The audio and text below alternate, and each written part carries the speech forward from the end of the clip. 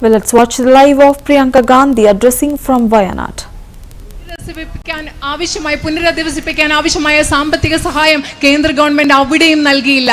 Here also both the state government and the central government are dragging their feet and not doing what is required to help the victims. ഇവിടെയും നമ്മുടെ വയനാട്ടിലും കേന്ദ്ര ഗവൺമെന്റും സംസ്ഥാന ഗവൺമെന്റും ഇവിടുത്തെ ദുരന്തബാധിതരെ സഹായിക്കാൻ എന്താണോ ചെയ്യേണ്ടത് അത് ചെയ്യുന്നില്ല എന്നതാണ് നമ്മൾ ഇവിടെ കാണുന്നത്. So this becomes another reason for us all to reflect and to understand that the kind of governance and politics we want in our country is one that does not discriminate.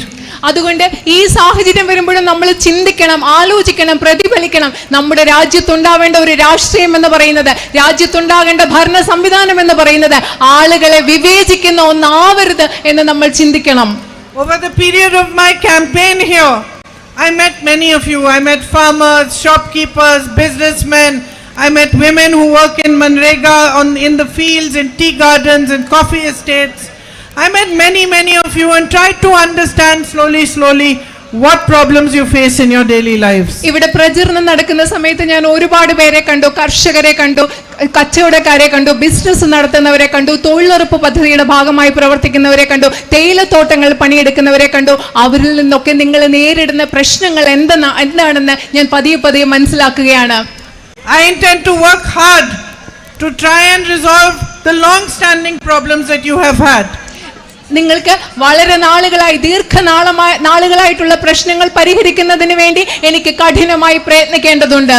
I heard from the farmers how much destruction is being caused by the man-animal conflict.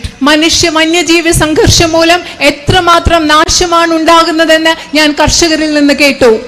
And I heard almost from everybody how important the night ban issue is and how important it is for you to have access to health services, to educational services, especially in the tribal areas.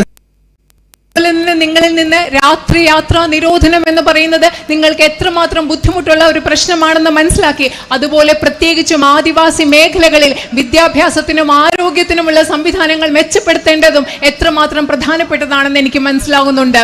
But this is just the beginning of my journey. പക്ഷേ ഇതെന്ന് പറയുന്നത് എൻ്റെ യാത്രയുടെ ഒരു തുടക്കം മാത്രമാണ്. And as I journey together with you, I will come to you, I will meet you, and I will understand in much greater depth the lives that you are living and the problems that you are facing. പക്ഷേ ഈ യാത്ര നമ്മൾ തുടർന്നു കൊണ്ടുപോകുമ്പോൾ ഞാൻ നിങ്ങളുടെ അടുത്ത് വന്ന് നിങ്ങളോട് സംസാരിച്ച് നിങ്ങളിൽ നിന്ന് നേരിട്ട് നിങ്ങൾ കടന്നു പോകുന്ന പ്രശ്നങ്ങൾ എന്തൊക്കെയാണ്, എങ്ങനെയുള്ള ജീവിതമാണ് എന്ന് നിങ്ങൾ ജീവിക്കുന്നതെന്ന് ഞാൻ കൂടുതൽ ആഴത്തിൽ മനസ്സിലാക്കും.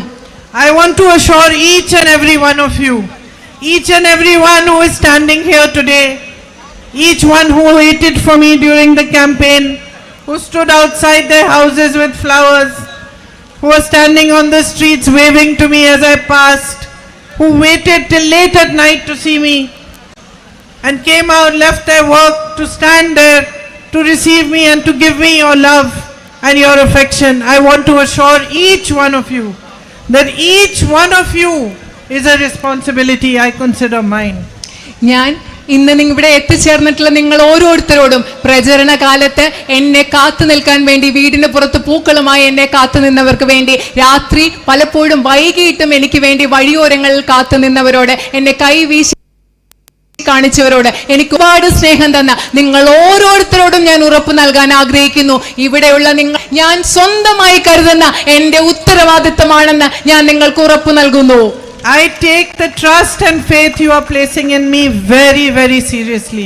നിങ്ങൾ എന്നിൽ അർപ്പിച്ച വിശ്വാസത്തെ ഏറ്റവും അധികം ഗൗരവത്തോടു കൂടി ഞാൻ കണക്കിലെടുക്കുന്നു എന്ന് ഞാൻ നിങ്ങൾക്ക് ഉറപ്പ് നൽകുന്നു.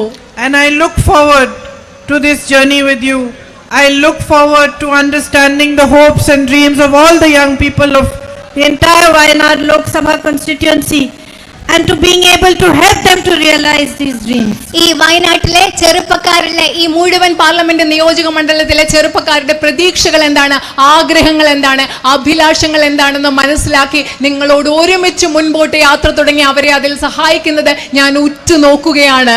I feel that along with all the problems and issues that exist and we have to try to resolve, we must give a strong push to tourism to farming and to food processing here.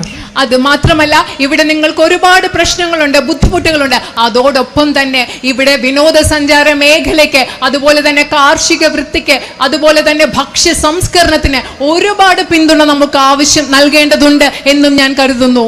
Due to the immense publicity that the landslide got, tourism has suffered because people across India did not realize that the landslide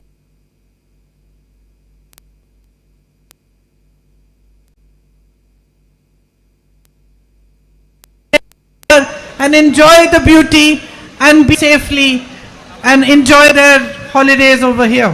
വയനാട്ടിൽ ഇവിടെ ഉണ്ടായ മണ്ണിടിച്ചിലിന് വലിയ പ്രചാരം കിട്ടിയത് കാരണം പലപ്പോഴും ഇവിടെ ഇതിന് പുറത്തുള്ള ഇന്ത്യയിലെ മറ്റാളുകൾക്ക് അറിയുന്നില്ല ഇവിടെ മണ്ണിടിച്ചിലും പ്രകൃതി ദുരന്തവും ഉണ്ടായത് ചെറിയൊരു ഭാഗത്ത് മാത്രമാണ്. ബാക്കിയുള്ള പ്രദേശങ്ങൾ, ഇത്ര മനോഹരമായ പ്രദേശങ്ങളിലേക്ക് ആളുകൾക്ക് വരാം, അവിടുത്തെ സൗന്ദര്യം ആസ്വദിക്കാമെന്ന് ഇപ്പോഴും ആളുകൾക്ക് മനസ്സിലായിട്ടില്ല.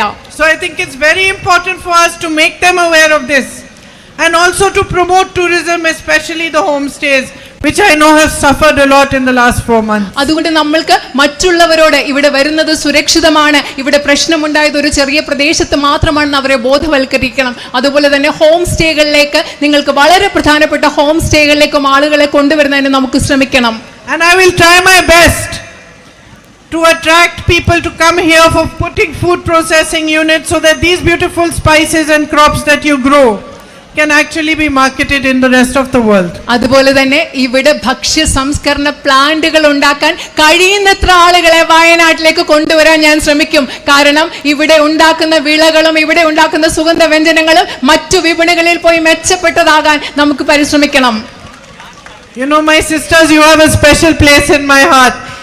I'm always fighting for us women.